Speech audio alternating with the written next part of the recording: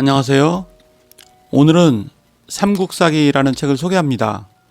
삼국사기는 고려 인종 때 김부식 등이 왕명을 받들어 삼국시대부터 통인신라 시대까지를 기록한 정사입니다. 현존하는 가장 오래된 역사서로 그 가치가 높습니다. 이 책에서는 삼국사기 중 10전을 발췌, 수록하였습니다. 그러면 책의 주요 내용을 살펴보도록 하겠습니다. 김유신. 김유신은 신라 왕경 사람이다. 12대조 수로왕은 가야국을 세웠고 후에 금강국이라 고쳤다. 그 자손이 계승하여 구대손 구해에 이르러 망하였다. 구해는 유신의 증조가 된다. 647년은 선덕왕 말년이요 진덕왕 원년이다. 비담과 염종은 여자 임금이 나라를 잘 다스리지 못한다고 하여 군사를 일으켜 왕을 폐하려 하니 왕이 안에서 방어하였다. 비담은 신라 선덕여왕 14년 즉 645년에 상대등이 되어 647년 선덕여왕이 정사를 다스릴 능력이 없다고 군사를 일으켰으나 김유신에게 패해 사형되었다. 을지문덕. 고구려 을지문덕은 자질이 침착하고 용감하며 지혜와 도략이 있고 겸하여 글을 지을 줄 알았다. 영양왕 23년 612년에 수나라 양제가 조서를 내려 고구려를 정벌하였다.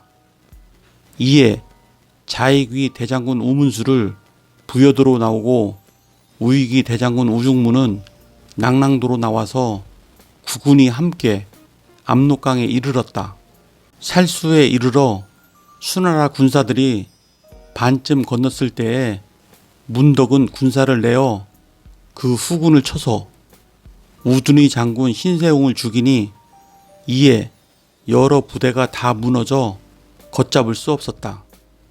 처음에 요하를 건너올 때는 군사의 수가 40만 5천이었는데 돌아가 요동성에 이른 사람은 다만 2,700명 뿐이었다.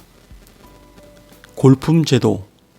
신라의 골품제도는 성골과 진골이라는 두 개의 골과 육두품에서 일두품에 이르는 6개의 두품을 포함해 모두 8개의 신분 계급으로 나누어졌다. 이 중에서 성골은 김씨 왕족 가운데서도 왕이 될 수 있는 자격을 가진 최고의 신분이었는데 진덕 여왕을 끝으로 소멸되었다. 진골도 성골과 마찬가지로 왕족이었으나 원래 왕이 될 자격이 없었다고 하는데 성골이 소멸되자 태종무열왕부터는 왕위에 올랐다. 그 뒤 신라가 멸망할 때까지 모든 왕은 진골 출신이었다. 이사부. 512년 아슬라주 지금이 강릉 군주가 되어 우산국, 울릉도를 합치려 하였으나 그 나라 사람들이 어리석고 사나워서 위력으로 항복받기가 어려웠으므로 꾀로써 굴복시키기로 하였다. 이에 나무로 사자를 많이 만들어 전선에 나누어 실어 그 나라의 바닷가에 가서 속여 말하였다. 너희가 만약 항복하지 않으면 이 사나운 짐승을 놓아 밟아 죽이겠다 라고 하자 그 나라 사람들은 두려워하여 항복했다. 장보고. 장보고와 정연은 모두 신라 사람이다. 장보고는 대왕을 뵙고 아뢰었다. 중국을 널리 돌아다녀 보니 우리나라 사람을 노비로 삼고 있었습니다.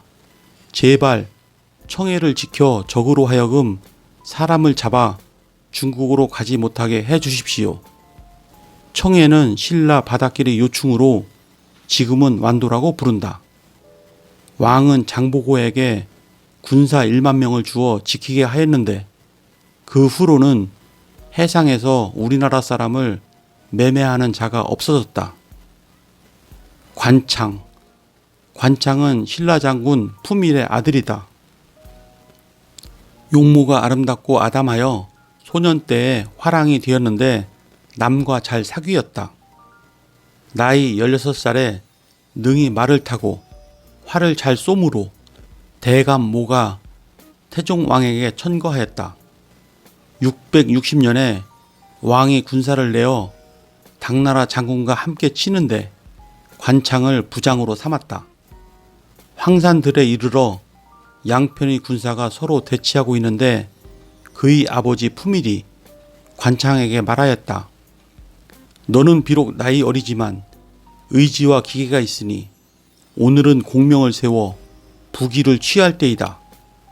용맹이 없어 되겠느냐?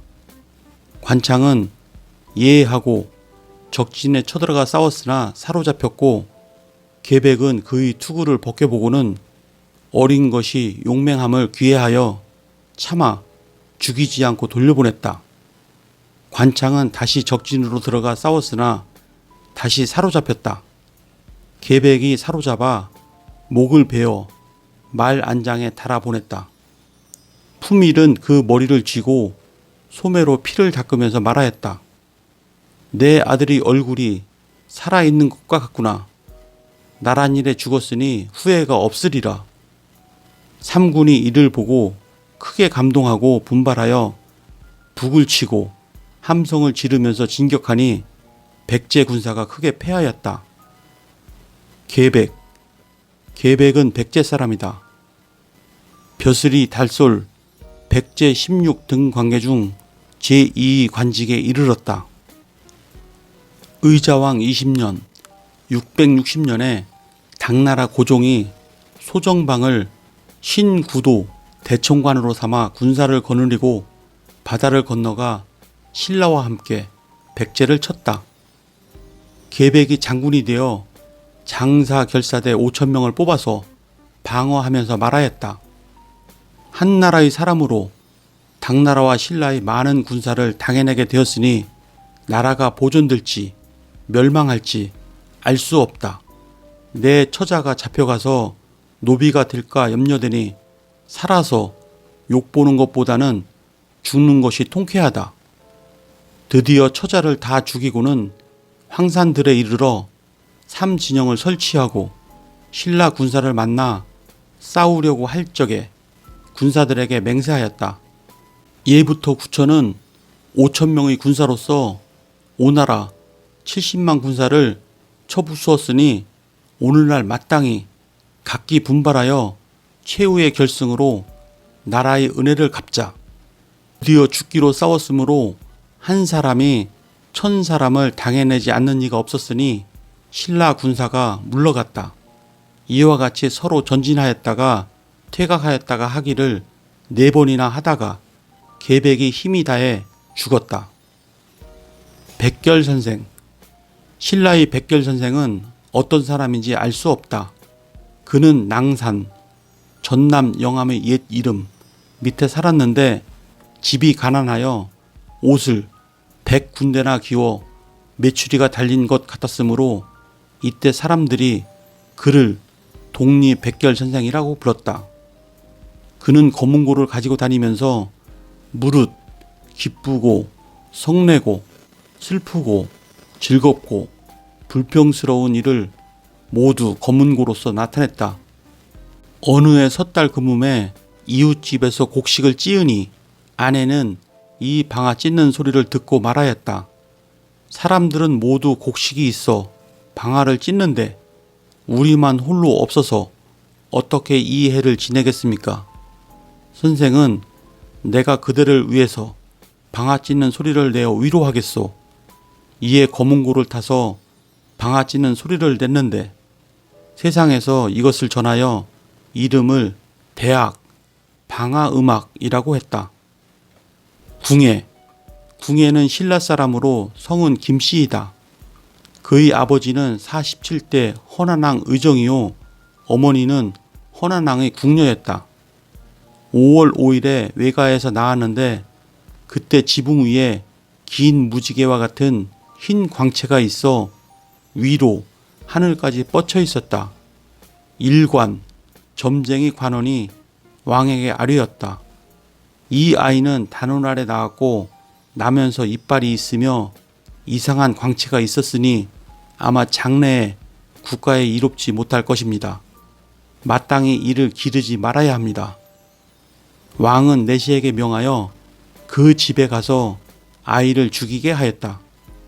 사자는 아이를 포대기 속에서 빼앗아 다락 밑으로 던져버렸는데 그 젖 어미종이 몰래 이를 받다가 잘못하여 손가락이 그 눈에 찔려 한 눈이 애꾸눈이 되었다. 그녀는 아이를 안고 도망하여 숨어서 갖은 수고를 하여 길렀다.